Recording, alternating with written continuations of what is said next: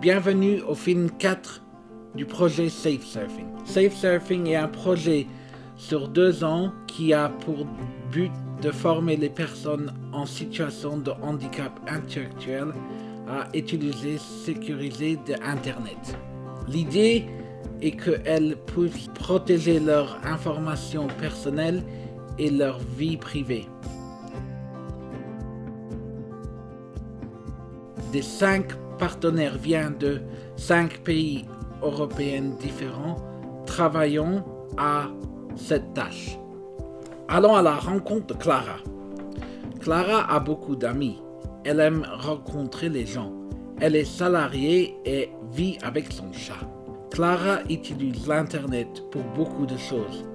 Recherche des informations, lire le journal, faire les courses, papoter avec ses amis. Elle passe également du temps sur les réseaux sociaux comme Facebook, Twitter et Instagram. Clara ne le sait pas, mais elle met sur Internet beaucoup de renseignements sur sa vie privée. Essayons de voir ce qu'on peut trouver sur elle.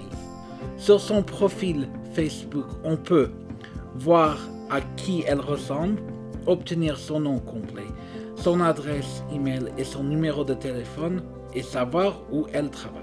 Les tweets nous renseignent ce qu'elle fait pendant les week-ends et quels sont ses hobbies. Et les photos sur Instagram peuvent même nous indiquer son adresse et l'endroit où elle est. Clara partagerait-elle toutes ces informations avec des parfaits inconnus? Probablement pas. Mais Clara, comme beaucoup de personnes, ne sait pas que l'Internet peut être dangereux. Tout ce que vous mettez sur Internet, il reste pour toujours. Les gens qui vous connaissent sur Internet ne sont pas tous gentils. Parfois, vous ne pouvez pas les faire confiance. Ils pourraient essayer de voler vos renseignements personnels et de se faire passer pour vous. Et encore, ils pouvaient vous harceler ou vous faire du mal. Et les informations que vous partagez pourraient être utilisées par des entreprises pour vous envoyer des emails non sollicités ou des publicités. Alors Clara, aimeriez-vous pouvoir naviguer de façon plus sécurisée sur Internet? Voilà ce que vous pouvez faire. Faire pas des choses sur Internet que vous faites dans la vraie vie. Vous ne donnez pas les clés de votre maison à une personne que vous ne connaissez pas, alors ne partagez pas non plus votre mot de passe. Faites en sorte que votre mot de passe soit difficile à deviner. Utilisez des lettres, des chiffres et des symboles pour qu'on ne puisse pas le devenir facilement. N'utilisez pas le même mot de passe pour tous vos comptes. Assurez-vous que seulement votre ami en qui vous avez confiance pouvez voir votre profil. Changez votre paramètre de sécurité pour que les inconnus ne puissent rien savoir sur vous. N'ajoutez pas des personnes que vous ne connaissez pas comme amis sur les réseaux sociaux. N'oubliez pas, n'importe qui peut se cacher derrière un profil. N'écrivez rien sur les forums publics qui pourraient permettre de vous identifier, compris votre nom, adresse, numéro de téléphone, emploi ou handicap. Ne mettez surtout aucune photo dont vous n'êtes pas sûr.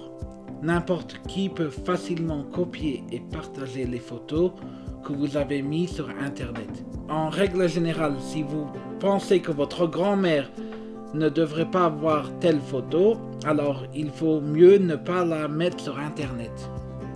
N'oubliez pas surtout pas de fermer la session lorsque vous êtes sur un ordinateur public, par exemple dans une bibliothèque ou un centre culturel. N'installez pas les applications qui vous demandent d'utiliser vos données personnelles ou mettre votre donnée sur les réseaux sociaux.